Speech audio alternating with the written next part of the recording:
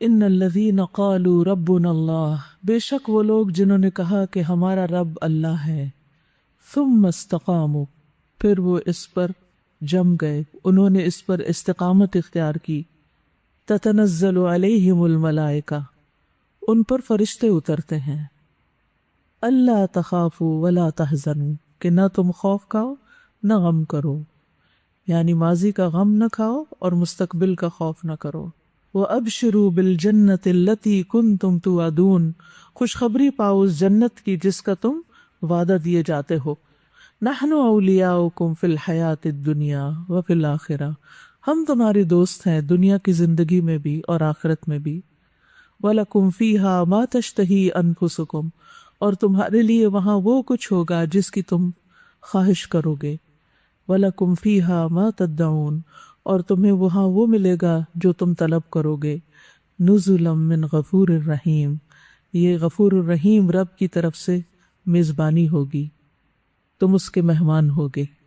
تو اس سے بڑی خوشخبری کیا ہو سکتی ہے کہ جو شخص ایمان لا کر اور ایمان میں عمل صالح شامل ہوتے ہیں، ایمان لا کر عمل صالح کر کے استقامت اختیار کرتے ہیں، جم جاتے ہیں، جن نیکیوں کو اختیار کرتے ہیں پھر ان کو چھوڑتے نہیں، ان کے ساتھ کنٹینیو کرتے ہیں، تو ان کو فرشتوں کا ساتھ حاصل ہوتا ہے، فرشتوں کی مدد حاصل ہوتی ہے، فرشتے ان کے دوست بن جاتے ہیں، فرشتے ان کے دلوں میں اچھے خیالات ڈالتے ہیں، فرشتے ان کے لیے کاموں کو آسان کرتے ہیں، یعنی نیکی کے رستے پر چلنا آسان کر دیتے۔ پھر انسان کو اس بات کا شکوہ نہیں ہوتا کہ میرے ساتھ کوئی نہیں، میرا مددگار کوئی نہیں، میرا ماحول نہیں۔ اگر آپ کے اندر استقامت کی نیت ہے کہ میں نے اسی رستے کو اختیار کرنا ہے اور اس کو چھوڑنا نہیں، تو اللہ کی طرف سے تائید آتی ہے فرشتوں کی شکل میں، اور پھر انسان فکر مند ہوتا ہے کہ ابھی تک تو سب اچھا تھا، آئندہ کیا ہوگا۔ اللہ سبحانہ وتعالیٰ آئندہ کے لیے بھی خوشخبری دیتے ہیں فرشتوں کے ذریعے، اللہ تخافو، خوف نہ کھاؤ، فکر نہیں کرو، جس رب نے اب نیکی کی توفیق دی وہ آئندہ بھی دے گا۔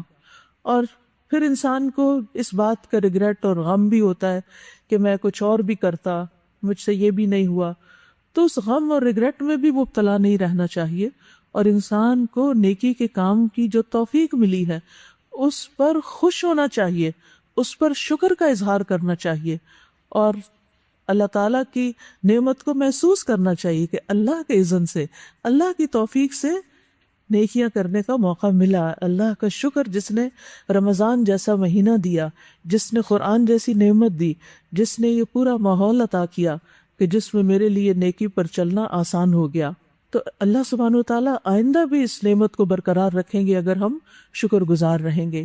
نہ خوف کھاؤ اور نہ غم کرو۔ وَأَبْشِرُوا بِالْجَنَّةِ الَّتِي كُنْتُمْ تُوعَدُونَ، خوشخبری پاؤ اس جنت کی جس کا تم وعدہ دیے جاتے ہو، اور پھر وہاں پر وہ ساری خواہشات تمہاری پوری ہوں گی جن کو تم دنیا میں اللہ کی خاطر کنٹرول کرتے رہے۔ یعنی جب رمضان ہوتا ہے تو کیا ہوتا ہے، انسان اپنی خواہشات پہ سب سے زیادہ کنٹرول کرتا ہے۔ خواہشات میں زیادہ خواہشات کس کس چیز کی ہوتی ہیں؟ کھانے پینے کی سب سے زیادہ، ہر وقت انسان کو کچھ نہ کچھ کھانے کو چاہیے ہوتا ہے۔ اور کس چیز کی خواہش ہوتی؟ سونے کی۔ اور کس کی خواہش ہوتی؟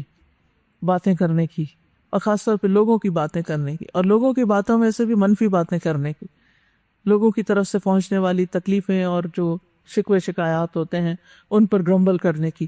تو روزے کی خاطر ہم ان ساری چیزوں پر کنٹرول کرتے ہیں۔ تو جنت میں تو خیر لغو باتیں نہیں ہوگی اور نہ حرام کوئی گفتگو ہوگی، لیکن یہ ہے کہ وہاں پر انسان کو کوئی روک ٹوک نہیں ہوگی کہ کب کس سے کیا بات کرے۔ اور جو لوگ دنیا میں اپنی سعادت کو کنٹرول کر کے اچھی باتیں کرنا سیکھ جاتے ہیں، اپنا ذائقہ بدل لیتے ہیں اور پورے مہینے کے اس ٹریننگ پروسیس سے گزر کر اپنی گفتگو کا سٹائل چینج کر لیتے ہیں، کیونکہ پورا مہینہ روک کر اپنے آپ کو رکھا ہوتا ہے، تو پھر رکنے کی بھی عادت پڑ جاتی ہے۔ تو اللہ سبحانہ وتعالیٰ ان کے لیے جنت کا وعدہ کرتے ہیں، یعنی اگر تم ایمان پر، عمل صالح پر استقامت اختیار کرو گے تو تمہارے لیے جنت ہے۔ ہم دنیا میں بھی تمہارے دوست ہیں، آخرت میں بھی ہوں گے۔ دنیا میں دوستی کا مطلب کیا ہے کہ نیکی کے کاموں پر تمہارے مددگار ہوں گے، کیونکہ فرشتے جو ہیں وہ گناہ کے کاموں پر مددگار نہیں ہوتے۔ گناہ کے کاموں میں کون مددگار ہوتا ہے؟ شیطان اکساتا ہے. یس. اور دنیا میں اگر اللہ کی خاطر اپنی خواہشات کو کنٹرول کرو گے، اپنی اشتہا کو، تو وہاں تمہیں سب کچھ مل جائے گا اور رب کے مہمان بنو گے. اس سے بڑی خوشخبری اور کیا ہو سکتی ہے؟ تو جیسا کہ ہم جانتے ہیں کہ رمضان میں ہم نے ایک گول سیٹ کیا تھا، اور اللہ سبحانہ و تعالیٰ نے ہماری اس طرف رہنمائی کی. وہ کیا تھا؟ روزہ کس لیے فرض کیا گیا تھا؟ کتب علیکم الصیام کما کتب علی الذین من قبلکم لعلکم تتقون، لعلکم تتقون، تاکہ تمہارے اندر تقوی پیدا ہو. تو الحمدللہ ہم نے جو گول سیٹ کیا کہ تقوی پیدا ہو، وہ کسی نہ کسی درجے پر ضرور بہرحال آیا، کیونکہ یہ روزے کا ایک انعام ہوتا ہے، ایک نتیجہ ہوتا ہے. تو ہم پھر دوہرا لیتے ہیں کہ تقوی کا کیا مطلب ہوتا ہے. تقوی کا لفظی معنی ہوتا ہے بچنا. کس سے بچنا؟ گناہوں سے بچنا، محرمات سے بچنا، جن چیزوں کو اللہ نے حرام قرار دیا ان سے بچنا. لیکن صرف بچنا ہی نہیں ہوتا، تقوی نیکی کی طرف بڑھنے کو بھی کہتے ہیں. یعنی اس میں اللہ تعالیٰ کی اطاعت بھی شامل ہوتی ہے اور اللہ کی نافرمانی کے کاموں سے بچنا بھی اس میں شامل ہوتا ہے. بعض سلف صالحین کہتے ہیں کہ اتقوا اللہ حق تقاتہ کا مطلب یہ ہے کہ اللہ کی اطاعت کی جائے، اس کی نافرمانی نہ کی جائے، اس کا ذکر کیا جائے اور اس کو بھولا نہ جائے، اس کا شکر ادا کیا جائے اور ناشکری نہ کی جائے. یہ ہے تقویٰ. تو کیا چیزیں اس میں آ گئی؟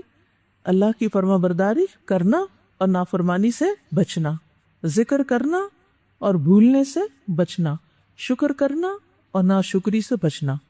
تو الحمدللہ رمضان میں یہ چیزیں ہمارے اندر کافی حد تک آ جاتی ہیں.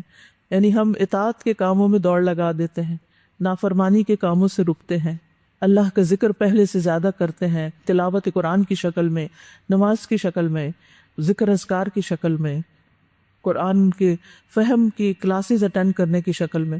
یعنی ہمارا زیادہ وقت جو ہے اللہ کے ذکر میں گزرتا ہے. تو پھر اس کو بھولا نہ جائے. یعنی یہ نہیں کہ رمضان گزرا تو ذکر بھی فراموش ہو گیا، اور پھر اس کا شکر ادا کیا جائے ان نعمتوں پر اور ناشکری نہ کی جائے. کہ سب سے بڑی نعمت کون سی ہے؟ قرآن، اسلام، ایمان، یہ ساری بڑی بڑی نعمتیں ہیں. تو ان نعمتوں کے ملنے پر شکر ادا کیا جائے. اور شکر کیا ہے؟ کہ اطاعت میں دوام اختیار کیا جائے، یعنی اطاعت کرتے رہا جائے. اور یہی چیز جو ہے وہ انسان کو نیکی کے کاموں میں آگے بڑھاتی رہتی ہے. یعنی جب انسان اطاعت کی نیت کر کے زندگی بسر کرتا ہے کہ یا رب میں تیرا بندہ بن کے رہوں گا، تو پھر کیا ہوتا ہے؟ اللہ سبحانہ وتعالیٰ اس کو اس کی توفیق عطا کرتے ہیں. اب چند ایک باتیں میں آپ سے کروں گی رمضان کے بعد جن پر آپ نے فوکس کرنا ہے، جن کی طرف آپ نے توجہ کرنی ہے اور جن چیزوں کو اپنی زندگی میں شامل رکھنا ہے. ٹھیک ہے؟ رمضان ایک ایسا موقع تھا جس میں ہم نے حد الوسع گناہوں سے اجتناب کی کوشش کی.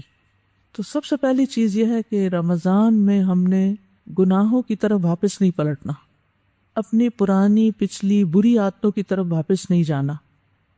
جب انسان گناہوں سے نفرت کرتا ہے اور گناہوں کی طرف لوٹنے سے نفرت کرتا ہے تو یہ ایک علامت ہوتی ہے کہ آپ کی نیکیاں قبول ہو گئی، آپ کے دل میں نیکی کی محبت پیدا ہو گئی. وہ گناہوں کی لذت اب محسوس نہیں کرتا، گناہوں سے ڈرتا ہے، گناہوں پر شرمندہ ہے، گناہوں میں لپٹی ہوئی زندگی گزارنے پر وہ نادم ہے. اب اس طرف واپس نہیں جانا. کیوں؟ اس لیے کہ گناہ نیکیوں کو خراب کر دیتے ہیں. یہ بات یاد رکھنا ہے. گناہ کیا کرتے ہیں؟ نیکیوں کو ضائع کر دیتے ہیں. جس طرح نیکیاں برائیوں کو مٹا دیتی ہیں، اسی طرح نیکیوں کے بعد گناہ کرنا بھی ان کو ضائع کر دیتا ہے، اس کا سبب بن جاتا ہے. قل انی اخاف ان عصیت ربی عذاب یوم عظیم. آپ کہہ دیجئے، نبی صلی اللہ علیہ وسلم سے کہا جا رہا ہے کہ اگر میں اپنے رب کی نافرمانی کروں تو میں بڑے دن کے عذاب سے ڈرتا ہوں. قل اللہ اعبد مخلصا لہ دینی. آپ کہہ دیجئے کہ میں اللہ کی عبادت کرتا ہوں، دین کو اس کے لیے خالص کرتے. تو پہلا کام کیا کرنا ہے؟ گناہوں کی طرف نہیں پلٹنا. جو گناہ ہم رمضان سے پہلے کرتے تھے، رمضان میں اللہ تعالیٰ نے بچنے کی توفیق دی تو اب ان سے بچے رہنا ہے. خاص طور پر چھپے گناہ. یاد رہے گا یہ مین ہائی لائٹس ہیں، ان کو آپ نوٹ کر لیجئے اپنے پاس تاکہ آپ کو ایک ریمائنڈر رہے، بھول بھی جائیں دوبارہ پھر دیکھ لیں۔ خاص طور پر چھپے ہوئے گناہ۔ چھپے ہوئے گناہ کون سے ہوتے ہیں؟ چھپے ہوئے گناہ کون سے ہوتے ہیں؟ سب سے پہلے تو دل کے اندر کے برے خیالات، اللہ کے بارے میں بدگمانی، رسول کے بارے میں، دین کے بارے میں، ایمان والوں کے بارے میں، دین والوں کے بارے میں بدگمانی بلا وجہ، پھر نفاق، شرک، اور پھر الاثم ما حاک فی نفسک وکرہت ان یطلع علیہ الناس۔ گناہ وہ ہوتا ہے جو تمہارے دل میں کھٹک جاتا ہے اور تم ناپسند کرتے ہو کہ لوگوں کو اس کا پتہ چلے، یعنی جو چیز آپ لوگوں سے چھپا چھپا کے کرتے ہیں، امی سے چھپا کے کرتے ہیں، دوستوں سے چھپا کے کرتے ہیں، ساری دنیا سے چھپا کے کرتے ہیں، تو اس میں دال میں کالا ہے، وہاں کوئی غلطی، وہاں کوئی خرابی۔ اب چونکہ آپ چھپا کے کر رہے ہیں اس لیے کوئی اور آپ کو سمجھا ہی نہیں سکتا، کوئی آپ کو بتا ہی نہیں سکتا، تو پھر اس پر کون چیک رکھے گا؟ بتائیے کون چیک رکھے گا؟ ہم خود چیک رکھیں گے کہ یہ چیز جو میں لوگوں کے سامنے نہیں کر سکتی، مجھے تنہائی بھی نہیں کرنی، مجھے چھپ کے بھی نہیں کرنی، کیونکہ قیامت کے دن نیکیوں کے پہاڑ غبار بن کے اڑ جائیں گے ان گناہوں کی وجہ سے جو چھپ چھپ کے کیے جاتے ہیں۔ نبی صلی اللہ علیہ وسلم نے فرمایا، میں اپنی امت کے ان لوگوں کو جانتا ہوں جو قیامت کے دن سفید تہامہ پہاڑوں کی مانند نیکیاں لے کر آئیں گے، یعنی ڈھیروں نیکیاں لے کر آئیں گے، لیکن اللہ ان کی نیکیوں کو فضا میں پھیلے ہوئے غبار کے باریک ذروں کی طرح کر دے گا۔ بے شک وہ تمہارے ہی بھائی ہوں گے، یعنی رشتہ دار ہوں گے، تمہاری نسل سے ہوں گے، یعنی قریب کے لوگ ہوں گے، رات کو تمہاری طرح قیام کریں گے، نمازیں بھی پڑھیں گے، لیکن وہ تنہائیوں میں اللہ کے حرام کردہ امور کا ارتکاب کریں گے جن سے ان کو روکا گیا تھا۔ اس کی کوئی اگزامپل دیں گے کہ آج کل سب سے زیادہ کون سی چیز چھپ کے کی جاتی ہے؟ ماں باپ سے، دوستوں سے، اسکرین سے متعلق جو گناہ ہے، چاہے وہ فون کی ہے، چاہے لیپ ٹاپ کی ہے، بہت بڑا فتنہ ہے۔ حرام کردہ چیزوں کی طرف دیکھنا، حرام دوستیاں کرنا، مردوں سے دوستی رکھنا، فون پر غلط باتیں کرنا، رات کو چھپ چھپ کے کالز کرنا، تو یہ چیزیں کیا ہیں؟ ہو سکتا ہے کسی کو بھی نہ پتا ہو، صرف آپ کو ہی پتا ہو، تو اب اس سے کون آپ کو روکے گا؟ صرف اللہ کا تقوی ہی روک سکتا ہے۔ تو اس چیز کا خاص خیال رکھنا ہے کہ اپنی نگاہوں کی حفاظت کرنی ہے، اپنے اعمال کو باطل نہیں کر دینا، کیونکہ گناہ نیکیوں کو ضائع کر دیتے ہیں۔ قرآن مجید میں ایک مثال بیان کی گئی ہے سورۃ البقرہ کی آیت نمبر 266 میں، اَيَوَدُّ أَحَدُكُمْ أَن تَكُونَ لَهُ جَنَّةٌ مِّن نَخِيلٍ وَأَعْنَابٍ تَجْرِي مِن تَحْتِهَا الْأَنْهَارُ لَهُ فِيهَا مِن كُلِّ الثَّمَرَاتِ وَأَصَابَهُ الْكِبَرُ وَلَهُ ذُرِّيَّةٌ ضُعَفَاءُ فَأَصَابَهَا إِعْصَارٌ فِيهِ نَارٌ فَاحْتَرَقَتْ كَذَلِكَ يُبَيِّنُ اللَّهُ لَكُمُ الْآيَاتِ لَعَلَّكُمْ تَتَفَكَّرُونَ۔ کیا تم میں سے کوئی یہ چاہتا ہے کہ اس کا کھجوروں اور انگوروں کا ایک باغ ہو جس کے نیچے نہریں بہتی ہوں، اس کے لیے اس میں ہر طرح کے پھل ہوں، اور اس حال میں اس کو بڑھاپا آ پہنچے اور اس کے چھوٹے چھوٹے بچے ابھی کمزور ہوں، تو اچانک اس باغ پر ایک بگولا آ پڑے جس میں آگ بھری ہو، وہ جل کے راکھ ہو جائے؟ اسی طرح اللہ تعالیٰ تمہارے لیے نشانیاں کھول کر بیان کرتا ہے تاکہ تم غور و فکر کرو۔ مفسرین اس آیت کی تفسیر میں یہ کہتے ہیں کہ اس سے مراد وہ شخص ہے کہ جو نیکیاں کرنے کے بعد کوئی ایسا عمل کرتا ہے جو ایک بگولے کی طرح ہوتا ہے، جو اس کی ساری نیکیوں کو کھا جاتا ہے، یعنی اطاعت کے کاموں کے بعد وہ کوئی ایسی نافرمانی کا کام کرتا ہے کہ جس سے اس کی ساری نیکیوں پہ پانی پھر جاتا ہے۔ کیا روزہ رکھنا آسان تھا؟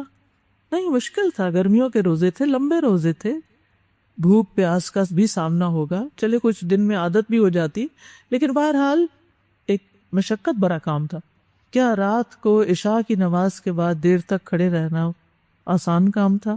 نیند قربان کرنا آسان کام تھا؟ نہیں۔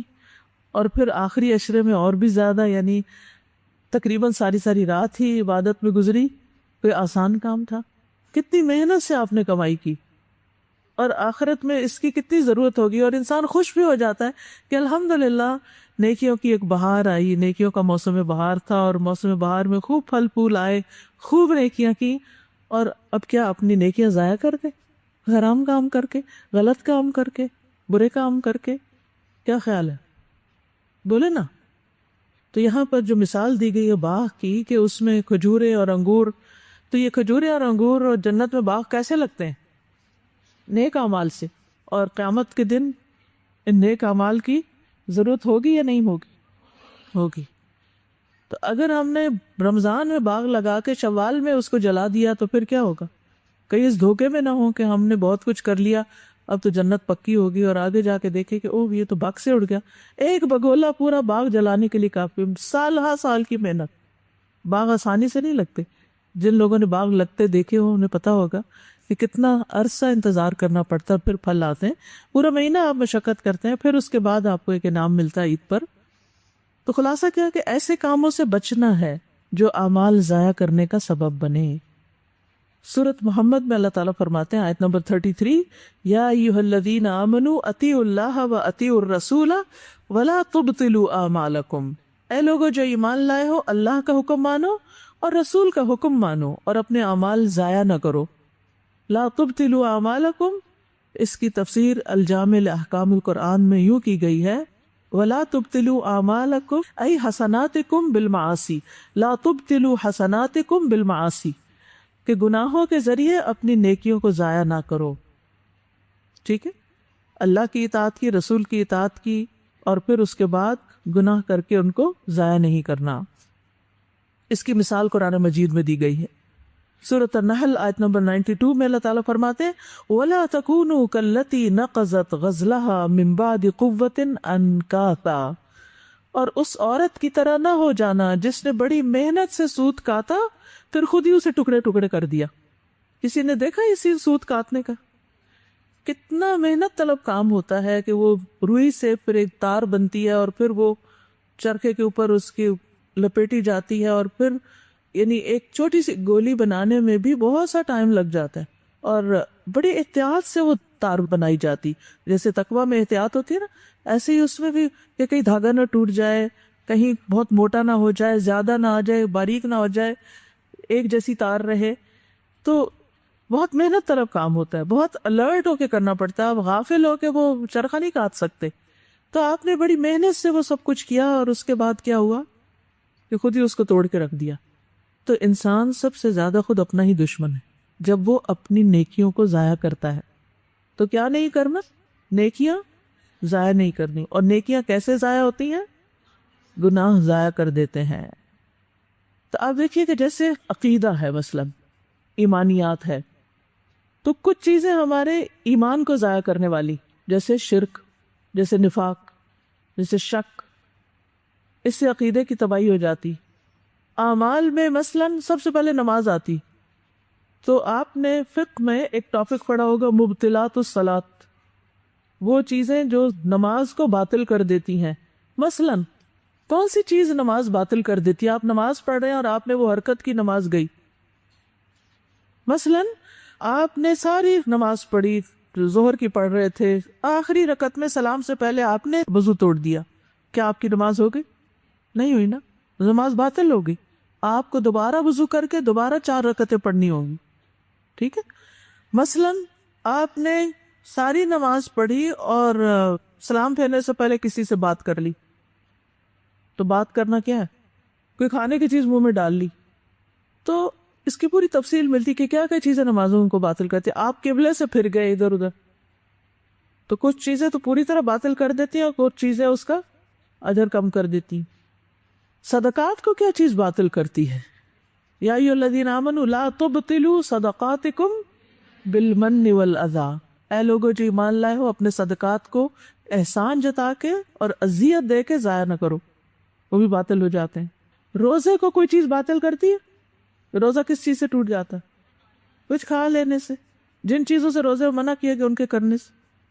تو اسی طرح نیکیاں کرنے کے بعد بھی کچھ اعمال ایسے ہوتے ہیں کہ جن کی وجہ سے انسان کی نیکیاں، چاہے آپ نے سارا رمضان اعتکاف کیا ہو، سارا رمضان آپ نے پرہیز کیا ہو، لیکن رمضان کے بعد آپ نے جو کچھ کیا اس کی ریاکاری کر کے میں نے یہ بھی کیا، میں نے یہ بھی کیا، تو ریاکاری بھی کیا کرتی ہے؟ دکھاوا، یعنی شہرت کی طلب کہ لوگ مجھے نیک سمجھیں. تو ہم بعض اوقات کوئی ایک شخص بتاتا نا اس رمضان میں تو میں نے یہ اور یہ کیا، تو ہمیں بھی جوش چڑھ جاتا ہے، ہم بھی اپنی کو جو چھپی نیکی ہوتی ہے وہ بھی منہ سے نکال بیٹھتے ہیں. تو اس وقت اپنے آپ کو کنٹرول کرنا بڑا ضروری ہوتا ہے کہ جو چیزیں آپ نے رمضان میں صرف اللہ کے لیے کی تھی نا، چھپا کے صدقہ کیا تھا، چھپا کے کوئی نیک کام کیا تھا، بس اس کو چھپا ہی رہنے دے، بس وہ اللہ ہی کے لیے رہنے دے، ذکر نہ کریں کیونکہ دل میں وہ نہ آ جائے کہ ہم بڑے نیک ہیں. اسی طرح اگر آپ نے کسی کی مدد کی، خدمت کی، کوئی بھی کسی کے لیے کچھ کام کیا، پھر آپ نے اس کو اذیت دی، مثلاً کیسے؟ اس کے سامنے ذکر کر دیا، اس کو ڈانٹ پلا دی، مینشن کر کے کہ میں تو تمہارے ساتھ یہ کرتی رہی اور تم نے کیا کیا. تو ان چیزوں سے بچنا چاہیے. ٹھیک ہے، تو پہلی چیز رمضان کے بعد آپ نے کیا کرنی ہے؟ عدم الرجوع الی الذنب، گناہ کی طرف واپس نہیں جانا. جو گناہ رمضان سے پہلے تھے وہ نہیں کرنے، اور پھر اسی کے اندر کیا ہے، جو رمضان میں نیکیاں کی ان کو رمضان کے بعد گناہ کر کے ضائع نہیں کرنا. دوسری چیز، اگر آپ یہ چاہتے ہیں کہ آپ اس سے بچ جائیں، اس خسارے سے بچ جائیں، اس نقصان سے بچ جائیں، تو پھر آپ کو رمضان میں کی ہوئی اطاعت پر باقی بھی رہنا چاہیے. رمضان میں خاص طور پر آپ نے کون کون سی نئی نیکی کی یا نئی عادت ڈالی اپنے آپ کو، کوئی ایک چیز مینشن کریں. ریاکاری کے طور پر نہیں، ویسے ہی ذکر کریں کہ رمضان سے پہلے آپ وہ نہیں کرتے تھے، رمضان میں کیا، وہ کیا چیز تھی؟ مثلا اشراق کے نفل. شابش، ٹھیک ہے. اب کیا کرنا ہے؟ اشراق کے نفل کو جاری رکھنا ہے. اشراق کے نفل جاری رکھنا ہے. کتنی دیر لگتی ہے اشراق کے نفل پڑھنے؟ لیکن وہ ہم کب پڑھ سکتے ہیں؟ جب ہم اپنا وقت ضائع کرنے سے بچیں. رمضان میں چونکہ سارے مصروف ہوتے ہیں نا، تو پھر ٹائم ویسٹر ذرا کم ہوتے ہیں نسبتاً، کیونکہ شیطان بھی قید ہے، اور جو شیطان کے چیلے ہیں وہ بھی تھوڑے سے سدھرے ہوئے ہوتے ہیں اس کے اثر سے نکل کے، تو پھر وہ ہمیں اتنا نہیں الجھاتے. لیکن رمضان کے بعد وہ سب چھٹ جاتے ہیں اور پھر ہم پرانی عادتوں پہ آ جاتے ہیں. تو صلاۃ الضحیٰ جو ہے، صلاۃ الضحیٰ، اس کا اجر کیا ہے؟ ضحیٰ یا اشراق، جو بھی یعنی دن کے نوافل ہوتے ہیں. حدیث میں آتا ہے من صلی الضحیٰ اربعا، جس نے ضحیٰ کی 4 رکعتیں پڑھی، وقبل الاولی اربعا، یعنی ظہر سے پہلے 4 رکعتیں پڑھی، بنی لہ بیت فی الجنہ، اس کے لیے جنت میں گھر بنا دیا جاتا ہے. یا ضحیٰ کی ہی 4 جو آپ نے پڑھی، اس کے بارے میں آتا ہے، اللہ تعالیٰ فرماتے ہیں، ابو داؤد کی روایت ہے، یا ابن آدم لا تعجز عن 4 رکعات من اول النہار اکفک آخرہ. اے ابن آدم، دن کے پہلے حصے میں 4 رکعتیں پڑھنے سے عاجز نہ آؤ، میں دن کے آخر تک تمہارے لیے کافی ہو جاؤں گا. اللہ تعالیٰ توفیق بھی دیں گے نیکیوں کی اور نیکیاں سنبھالنے کی اور اچھے اچھے کاموں کی، اور جو ہمارے مسائل اور ہماری ضروریات ہیں ان کو بھی پورا کر دیں گے. ایک اور روایت میں آتا ہے صحیح الجامع میں، ارکع لی 4 رکعات من اول النہار اکفک آخرہ، دن کے اول حصے میں 4 رکعتیں پڑھ لو، دن کے آخر تک میں تمہیں کافی ہو جاؤں گا. اور ویسے بھی حدیث میں آتا ہے کہ لا یحافظ علی صلاۃ الضحیٰ الا اواب، ضحیٰ کی نماز کی حفاظت صرف اواب ہی کرتا ہے. اور اس نماز کو صلاۃ المغفرہ و توبہ اور ہدایہ بھی کہا گیا کہ یہ توبہ کی نماز ہے، یہ مغفرت کی نماز ہے. ٹھیک ہے، یعنی چاشت کی نماز پڑھنے سے اللہ تعالیٰ ہمارے معاملات کی ذمہ داری لے لیتے ہیں، اور معاملات میں سبھی چیزیں آ جاتی ہیں، عبادات، ضروریات وغیرہ سب کچھ. یہ جسم کے 360 جوڑوں کا صدقہ ہوتا ہے. ہمارے پاس ہر روز اتنے پیسے نہیں ہوتے کہ آپ صدقہ کر سکیں، یعنی زیادہ، بہت زیادہ اجر کا باعث ہے، یعنی اس کے پڑھنے سے حاجتیں پوری ہوں گی انشاءاللہ. تو کم از کم 2 رکعتیں تو ضروری پڑھیں، لیکن 4 پڑھیں گے تو جنت کی بشارت بھی ہے. تو رمضان میں جو نیکیاں آپ نے کی ان پر کیا کرنا ہے؟ دوام اختیار کرنا ہے. اگر آپ اشراق یا ضحیٰ، چاشت کی نماز نہیں پڑھ سکتے تو آپ اپنا محاسبہ کریں، کون سے ایسے کام میں پڑ گئی تھی کہ جس نے میری یہ نیکی گنوا دی کہ میں اس کو نہیں کر سکی. شیطان کبھی بھی نہیں چاہتا کہ ہم یہ کام کر سکیں، لہٰذا وہ ہمیں غیر ضروری جھگڑوں میں، فساد میں اور غیر ضروری چیزوں میں الجھا دیتا ہے. اگر آپ ایک ہاؤس وائف ہیں، بچوں کو آپس میں لڑا دے گا. آپ وضو کر کے کھڑی ہیں، کوئی فون کال آ جائے گی اور آپ نے اٹھائی تو سب دیکھ لو پتہ نہیں کوئی ضروری نہ ہو، اور وہ پورے 10 منٹ لے گئے. وہی 10 منٹ آپ نے یہ 4 رکعتیں پڑھ لینی تھی، اور وہی 10 منٹ آپ کے فضول فالتو باتوں میں لگے صرف لوگوں کو خوش کرنے میں. اور جب خاص طور پر آپ کو پتا ہو کہ کال اتنی ضروری نہیں، تو آپ کس طرح معذرت کر سکتے؟ میں ایکچولی وضو کر کے کھڑی تھی، اگر آپ مجھے اجازت دیں تو میں پہلے یہ نماز پڑھ لوں. تو وہ دوسرے شخص کے پاس جو شکوے شکایتیں اور وہ غصہ اور پتہ نہیں کیا کچھ ہوگا آپ پہ جھاڑنے کے لیے، سنانے کے لیے لوگوں کی شکایتیں، وہ بھی ٹھنڈا ہو جائے گا 10 منٹ میں، اور ادھر آپ بھی اپنی نماز پڑھ لیں گے.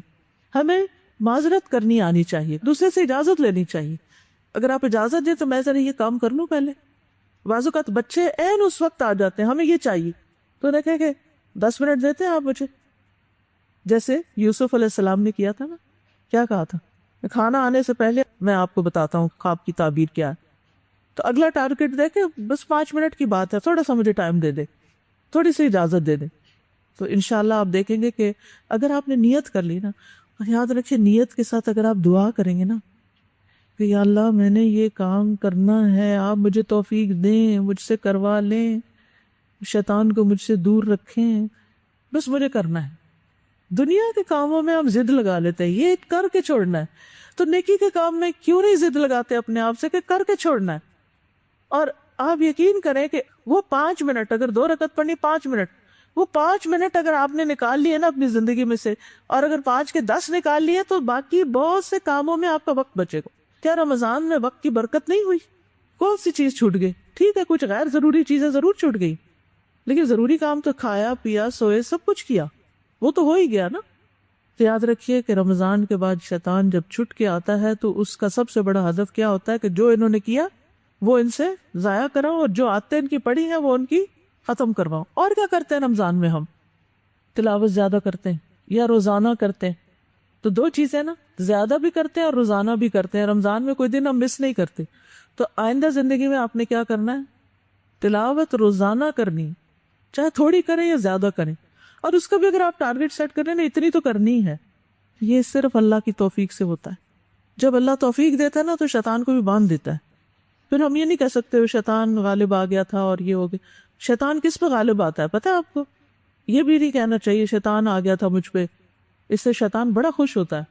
استحوذ علیہم الشیطان فانساہم ذکر اللہ. شیطان ان پہ غالب آ گیا. منافقین کے بارے میں آتا ہے اس نے ان کو اللہ کا ذکر بلوا دیا تو اللہ کی مدد مانگی. ٹھیک ہے. تو رمضان کی عبادات کی قبولیت کی ایک علامت یہ ہوتی ہے کہ انسان رمضان کے بعد بھی اطاعت کے کاموں میں جلدی کرتا ہے اور اپنی ان عادات کو کنٹینیو کرتا ہے. حسن بصری کہتے ہیں ان من جزاء الحسنۃ الحسنہ بعدہا، نیکی کی جزا میں سے یہ بات ہے کہ نیکی کے بعد پھر نیکی کی توفیق ہوتی ہے. ومن عقوبۃ السیئۃ السیئۃ بعدہا، اور گناہ کی سزا یہ ہے کہ گناہ کے بعد پھر مزید گناہ کا دروازہ کھلتا ہے اور گناہ کرتا ہے انسان. فَإِذَا قَبِلَ اللَّهُ الْعَبْدَ، جب اللہ بندے کو قبول کر لیتا ہے، فَإِنَّهُ يُوَفِّقُهُ إِلَى الطَّاعَةِ، تو اس کو اطاعت کی توفیق دیتا ہے. وَيُصْرِفُهُ عَنِ الْمَعْصِيَةِ، اور اس کو گناہ کے کاموں سے پھیر دیتا ہے. اچھا اور کیا کرتے تھے ہم رمضان میں؟ قیام اللیل، تہجد، تراویح پڑھتے تھے نا. رات میں نماز پڑھی جاتی تھی نا، تو ابھی بھی کچھ تو پڑھ سکتے ہیں نا. قیام اللیل ہوتے ہیں رات کے نوافل، جیسے دن کے نوافل ضحیٰ کے میں نے آپ کو بتایا، اسی طرح رات کے نوافل ہیں. یہ 2-3 طریقے اس کو پڑھنے. ایک یہ کہ عشاء کی نماز کے بعد ہی ایکسٹرا کچھ نفل پڑھ لیں، جیسے رمضان میں ہم تراویح پڑھتے ہیں. عشاء پڑھی اور اس کے بعد کیا کرتے ہیں 8 یا 20 جو بھی جہاں پڑھائی جاری ہوتی ہے وہ پڑھ لیتے ہیں. اچھا پھر آخری عشرے میں تو صبح دوبارہ بھی اٹھ جاتے ہیں یا سوتے ہی نہیں ہے ساری رات. خیر اتنی تو ہم آخری عشاء تو پھر اسپیشل ہے نا، اتنا تو ہم نہیں کر سکتے. لیکن اگر ہم سے تہجد میں نہیں اٹھا جاتا تو عشاء کی سنتوں کے بعد 2 نفل یا 4 نفل یا جو بھی آپ پڑھ سکتے ہیں قیام اللیل کی نیت سے پڑھ لیں. بعض اوقات آپ اس کے بعد وہ کر رہے ہوتے ہیں، کوئی اور کام ہوتا ہے، پڑھائی کرنی ہے یا کچھ، سونے جا رہے ہیں، سونے سے پہلے 2 نفل بھی پڑھ لیں، وتر بھی پڑھ لیں، آپ کا قیام اللیل ہو جائے گا. یہاں سے شروع کر لیں. یہ تو ہو سکتا ہے کہ نہیں. لیکن بہت سارے لوگ کیا کرتے ہیں عشاء پڑھتے ہی ذکر کیے بغیر اٹھ جاتے ہیں. اللہ رحم کرے. اس قدر جہاں اجتماعی نمازیں ہوتی ہیں نا وہاں یہ سین دیکھنے کو آتا ہے تو دل پکڑا جاتا ہے، بہت سخت تکلیف ہوتی ہے. عید کا موقع ہو، جمعے کا خطبہ ہو، کچھ بس امام نے سلام پھیرا نہیں اور اٹھ بھاگے، جیسے قید کیا ہوا تھا نا، قید کیا ہوا تھا نماز نے، اور جو ہی نماز پڑھی قید سے چھٹے، اٹھ کے بھاگے مصلی سے، یا فٹافٹ فون اٹھا لیا اور سبحان اللہ کرو اور ساتھ میسج چیک کر لیے. دونوں کام ہو گئے، ملٹی ٹاسکنگ ہو رہی ہے. پتہ نہیں ذکر کس کا ہو رہا ہے. آپ کو معلوم ہے کہ نماز کے بعد مصلی میں بیٹھ کے تسبیح پڑھنے کا فائدہ کیا ہے؟ جب تک آپ کا وضو باقی رہتا ہے، فرشتے آپ کے لیے مقرر ہو جاتے ہیں دعا کرنے کے لیے، اللہم اغفر لہ ورحمہ، اللہم اغفر لہ ورحمہ، اللہ اس کو معاف کر دے، اللہ اس پر رحم کر دے. تو کم از کم تسبیحات اور اس کے بعد کی اذکار الصلاۃ مختصر سے. مجھے معلوم ہے کہ سب کے پاس بہت لمبا وقت نہیں ہوتا، لیکن تھوڑی دیر ضرور بیٹھے مصلی. آیت الکرسی ضرور پڑھ لے. آیت الکرسی پڑھنے کا فائدہ پتہ ہے نا، کہ اگر اس کے بعد ڈیتھ ہوگی اگلی نماز سے پہلے تو جنت سے کوئی چیز روک نہیں سکتی. تو آپ یہی کہا کریں کہ یہ جنت کی کنجی ہے، مجھے یہ کھونی نہیں، مجھے فرض کے بعد یہ تو پڑھنی پڑنی ہے، اور یہ کسی سے باتیں کیے بغیر. بعض لوگوں کا حال یہ ہوتا ہے، تراویح پڑھ رہے ہوتا ہے نا، یار اب اس قدر گھبراہٹ ہوتی ہے کہ ادھر سلام پھیرا، ادھر دو باتیں کر کے اگلی رکعت شروع کی. امام شروع کر لیتا ہے لیکن ان کی باتیں ختم نہیں ہوتی. یہ اس نے بڑی لمبی کر دی تھی، لگتا ہے امام بھول گیا تھا. ساتھ ساتھ کمنٹری جاری ہوتی. آپ اس لیے تھوڑی امام کے پیچھے پڑھ رہے ہیں کہ آپ امام کے اوپر تبصرے شروع کر دیں، اس نے فلاں تجوید کی غلطی کی تھی، فلاں جگہ یہ نہیں کیا تھا، فلاں یہ نہیں کیا تھا. کیا مقصد ہوتا ہے ان باتوں کا؟ ہم کیا ظاہر کرنا چاہتے ہیں؟ ہم کیا ثابت کرنا چاہتے ہیں؟ ہم امام سے بھی آگے بڑھنا چاہتے ہیں. اور بعض لوگ ٹھیک ہے منفی باتیں نہیں کرتے، تعریف ہے بہت، کیا مزہ ہی آ گیا اب تو اس نماز کا، بھی آ گیا، سب کو آ گیا، ٹھیک ہے اب ذرا اللہ کا ذکر اور کر لیں. ٹھیک ہے، تو عبادت کب تک کرنی چاہیے؟ رمضان تک. اذکار کب تک کرنے چاہیے؟ تلاوت کب تک کرنی چاہیے؟ روزے کب تک رکھنے چاہیے؟ صرف رمضان تک نہیں. وَاعْبُدْ رَبَّكَ حَتَّى يَأْتِيَكَ الْيَقِينُ. نبی صلی اللہ علیہ وسلم سے ایک شخص نے پوچھا تھا کہ بس ایسی بات بتا دیں کہ اس کے بعد کچھ پوچھنے کی مجھے ضرورت ہی نہ رہے، بس ایک کوئی چیز بتا دیں. تو آپ نے کیا فرمایا؟ قُلْ آمَنْتُ بِاللَّهِ ثُمَّ اسْتَقِمْ. کہو میں اللہ پر ایمان لایا اور میں اس پہ جم گیا. اللہ تعالیٰ کے نزدیک پسندیدہ اعمال کون سے ہوتے ہیں؟ ان احب الاعمال الی اللہ ادومها وان قل. تھوڑے بھی ہوں لیکن دائمی ہوں. اب میں یہ مختلف چوائسز آپ کو بتا رہی ہوں کہ یہ کر سکتے ہیں، یہ کر سکتے ہیں، یہ کر سکتے ہیں. ہو سکتا ہے آپ سارا کچھ نہ کر سکیں، لیکن رمضان سے پہلے اگر کچھ نہیں کرتے تھے جو رمضان میں کیا، اس میں سے ایک چیز تو ضرور پکڑ لیں جو اس سال آپ کی عادت بن جائے. آپ اپنے کل سے بہتر زندگی کا آغاز کریں. حدیث میں آتا ہے، صحیح مسلم کی روایت ہے، آل محمد صلی اللہ علیہ وسلم کا یہ معمول تھا کہ جب کوئی کام کرتے تو مستقل مزاجی سے کرتے، یعنی استقامت اختیار کرتے. اس میں آپ صلی اللہ علیہ وسلم فرمایا کرتے تھے، عمل وہی اختیار کرو جس کی تم میں طاقت ہو، بے شک اللہ ثواب دینے سے نہیں تھکتا یہاں تک کہ تم خود ہی اکتا جاؤ. نبی صلی اللہ علیہ وسلم اس نماز کو سب سے زیادہ پسند فرماتے تھے جس پر ہمیشگی کی جائے، اور یہ نفلی نماز کے بارے میں. فرض تو پڑھنے ہی ہوتے ہیں، خواہ وہ کم ہی کیوں نہ ہو. چنانچہ آپ جب کوئی نماز شروع کرتے تو اس پر دوام اختیار کرتے. تو اگر عشاء کے بعد 2 نفل ایکسٹرا پڑھ رہے ہیں، آپ سنت کے بعد 2 پڑھ رہے ہیں یا 4 پڑھ رہے ہیں، تو دوام کریں. ضحیٰ کی نماز شروع کی ہے، 2 کرنے ہیں یا 4 کرنے ہیں، کوئی بات نہیں، دوام اختیار کریں. تو ہر حال میں جو اللہ کی عبادت کرتا ہے وہ اللہ کا پسندیدہ ترین بندہ ہوتا ہے. پھر اسی طرح یہ ہے کہ نیک اعمال سے اکتانا نہیں چاہیے، بور نہیں ہو جانا چاہیے.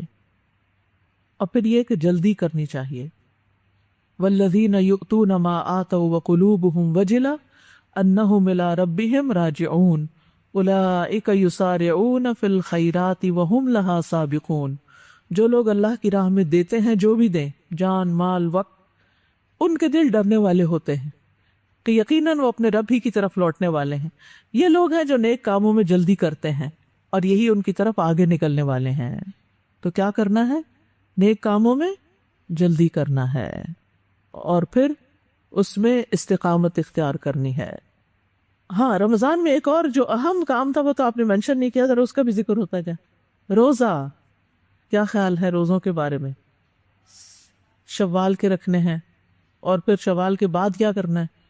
اگلے سال رمضان کے رکھنے ہیں، قضا روزے بھی رکھنے ہیں، اور کیا کرنا ہے؟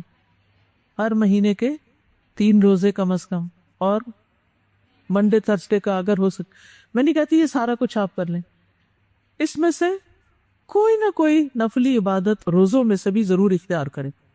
کسی کے بارے میں کوئی مجھے بتا رہا تھا، شاید اپنی کسی استاد کے بارے میں سعودی عرب میں یا کچھ، ابھی میں جب گئی ہوئی تھی ایگزیکٹلی مجھے یاد نہیں رہا ریفرنس، لیکن جو بات مجھے یاد رہے گی، جو یاد رکھنے کی تھی، کہ ان کی ٹیچر کہتی ہیں کہ جب سے وہ جوان ہوئی ہیں انہوں نے کبھی منڈے تھرسڈے کا روزہ چھوڑا ہی نہیں، الا شرعی عذر، چھوڑا ہی نہیں کبھی، مستقل، گرمی ہو سردی ہو کچھ ہو، اور شرعی عذر بیماری اور سفر ہوتا ہے، وہ تو سب کے لیے۔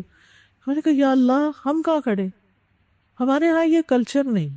اب بھی اگر آپ مسجد نبوی میں جائیں یا آپ حرم میں جائیں تو منڈے اور تھرسڈے کو آپ کو ملے گا کہ وہاں باقاعدہ لوگ افطار کرنے کے لیے آتے ہیں، بیٹھتے ہیں، اور مغرب کی اذان اور نماز کے بیچ میں افطار کر کے پھر اس کے بعد، یعنی ایک معمول ہے لوگوں کا۔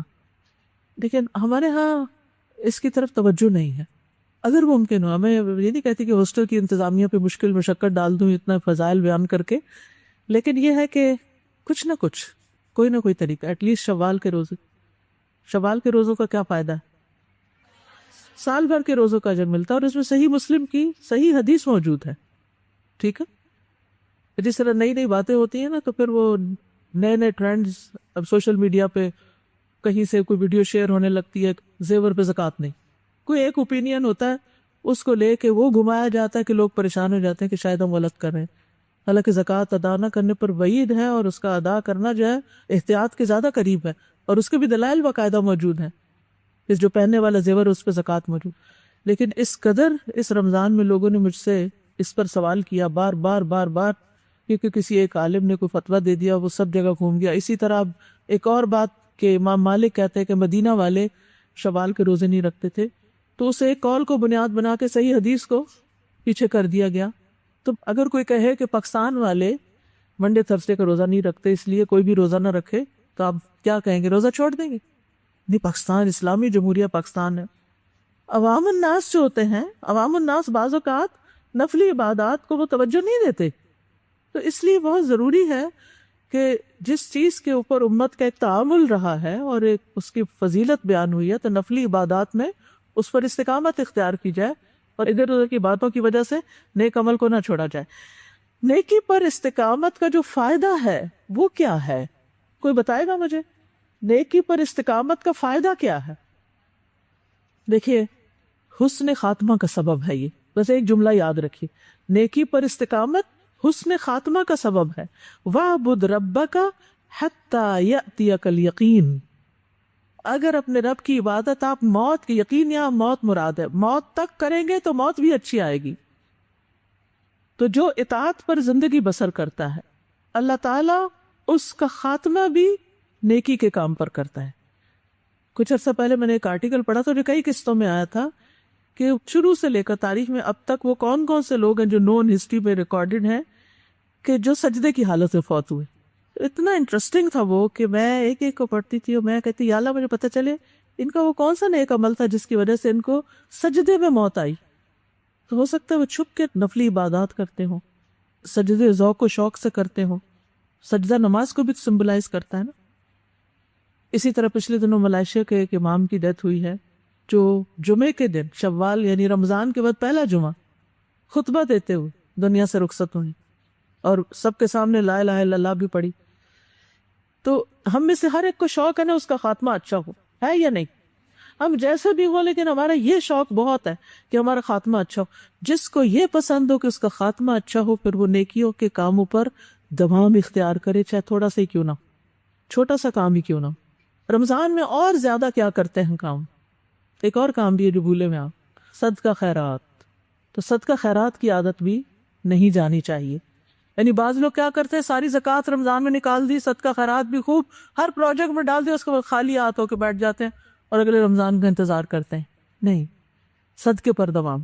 اگر آپ مثلاً کسی ایسی جگہ جاتے ہیں جہاں روز صدقہ ڈال سکتے ہیں تو ڈال دیجیے، اگر گھر میں ہیں اور روز آپ کو کوئی صدقہ لینے والا نہیں ملتا تو جمع کرتے رہیں۔ حضرت عائشہ اور حضرت اسماء میں سے ایک کا طریقہ یہ تھا نا، وہ جمع کرتی رہتی پھر اکٹھا کسی کو دے دیتی، اور دوسری بہن جو تھی وہ ساتھ کا ساتھ دے دیتی۔ بعض اوقات ایسی سچویشن ہوتی ہے ہم روز کا روز دے سکتے ہیں، اور بعض اوقات روز غریب کو نہیں دے سکتے یا کسی پروجیکٹ میں نہیں ڈال سکتے، تو اس کے لیے سیونگ کرتے جائیں اور اس میں سے نکالیں نہیں دوبارہ پر۔ وہ بس نکل گیا آپ کے ہاتھ سے، آپ اس کو صدقے کی نیت سے الگ رکھتے رہیں، اور جہاں موقع ہو، جب موقع ہو، ساتھ لے جائیں اور آپ اکٹھا ڈال دیں۔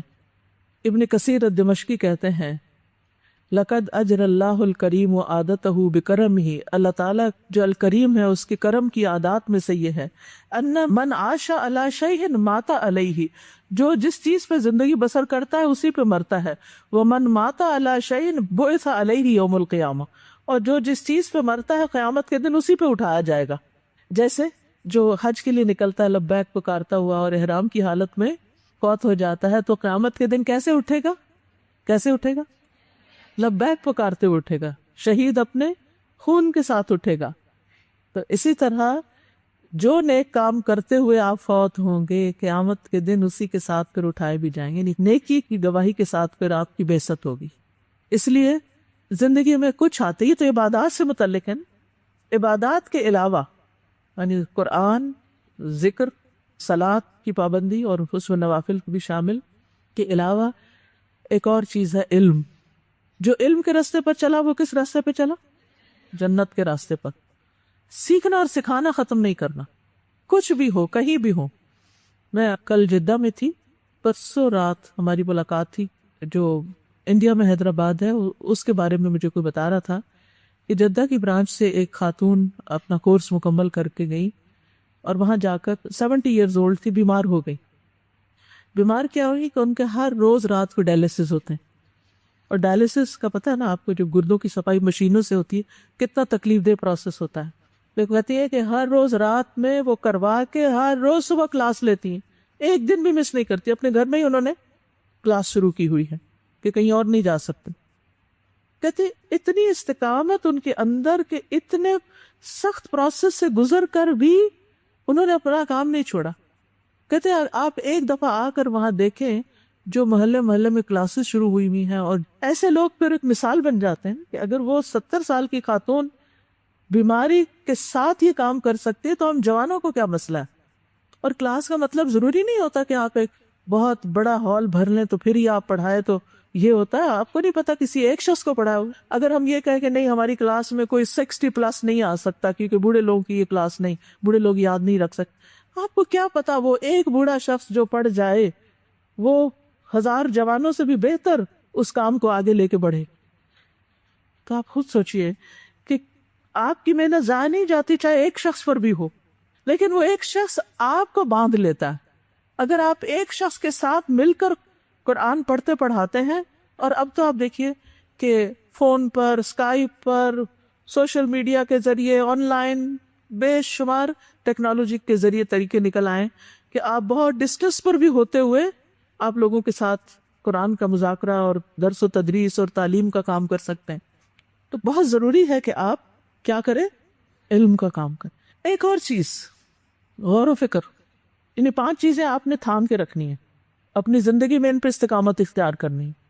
نماز، ذکر، تلاوت قرآن، علم کا سیکھنا اور سکھانا، اور غور و فکر کرنا، ریفلیکٹ کرنا، چاہے اکیلے چاہے کسی کے ساتھ۔ اللہ سبحانہ تعالیٰ نے انسان کو جو فضیلت بخشی ہے باقی مخلوق پر، وہ کس بنا پر؟ اس کی عقل کی بنا پر اور اس کے بیان کی بنا پر۔ علمہ البیان۔ اگر آپ اس زبان کو اللہ کے ذکر میں، اللہ کی اطاعت میں، اللہ کی کتاب کی تعلیم میں استعمال نہیں کرتے تو پھر آپ اپنے آپ کو ضائع کر رہے ہیں۔ یعنی باقی لوگوں سے تو ہو سکتا ہے یہ توقع نہ رکھی جائے، لیکن قرآن پڑھنے والوں سے کیا توقع رکھی جا سکتی کہ وہ پڑھ کے بلا دیں اس کو، اور پھر قیامت کے دن پروفٹ اس بات کا شکوہ کرے کہ ان قوم اتخذوا ھذا القرآن مہجورا، کہ میری اس قوم نے قرآن کو چھوڑ دیا تھا۔ تو اس کو فار لائف اختیار کرنا ہے۔ سیکھنا اور سکھانا دونوں چیزیں، رب زدنی علما، یعنی کہ کبھی بھی قرآن کے عجائبات ختم نہیں ہوتے۔ ایک دفعہ پڑھنے سے سب کچھ سمجھ نہیں آتا، ایک دفعہ ختم ہو پھر دوبارہ شروع کر دے، پھر دوبارہ شروع کر دے، پھر دوبارہ شروع کر دے۔ اللہ تعالیٰ فرماتے ہیں افلا یتدبرون القرآن، کیا یہ قرآن میں غور و فکر نہیں کریں گے؟ ام علی قلوب اقفالها، کیا ان کے دلوں پہ تالے ہیں؟ یعنی کورس کرنے کے بعد دل پہ تالا چڑھائے، کنڈی لگائی، بس ختم ہو گیا سارا سلسلہ؟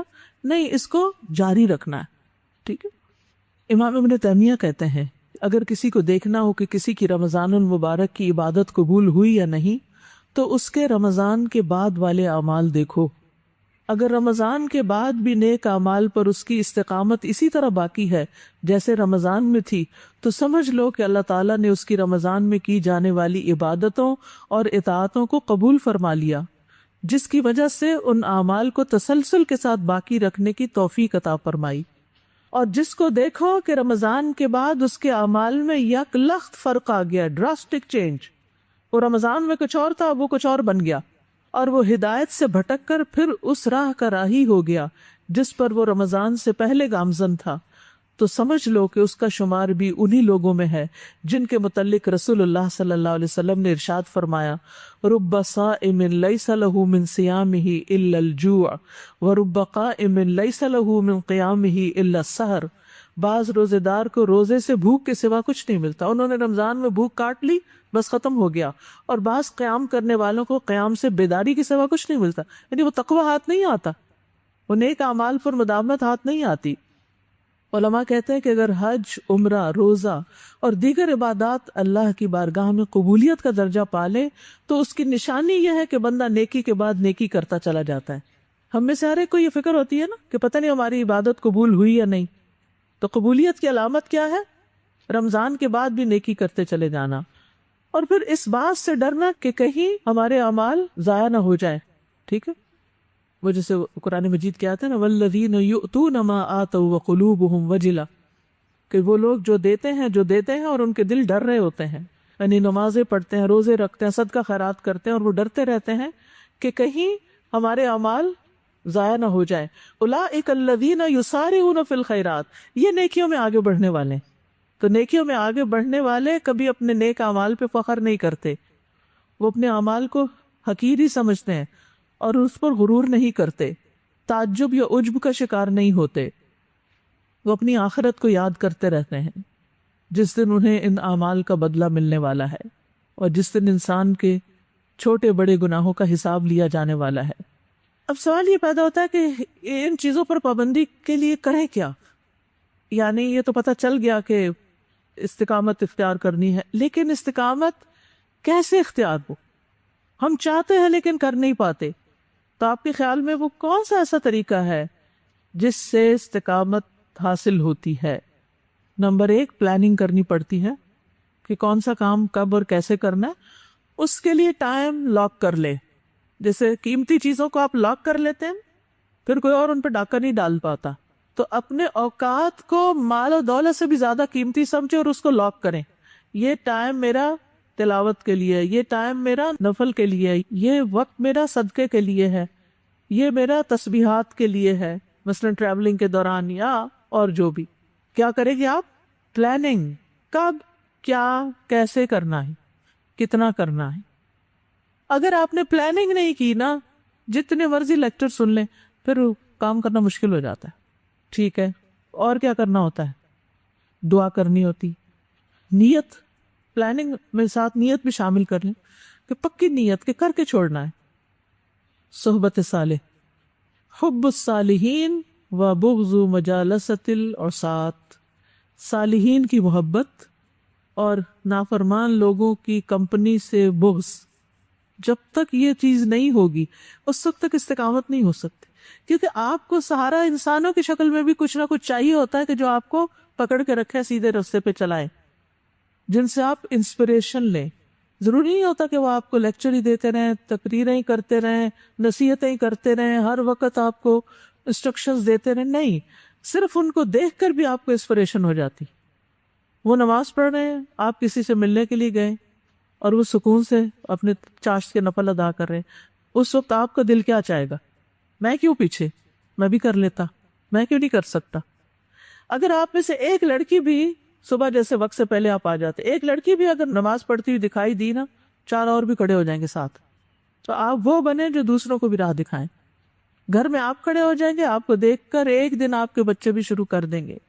چھوٹے بچے تو ویسے ساتھ ہی کھڑے ہو جاتے ہیں، چاہے تنگ کرنے کے لیے یا ویسی نقل اتارنے کے لیے، لیکن وہ بڑے ہو کر بھی یہ چیزیں ساتھ رہتی ہیں، ٹھیک ہے؟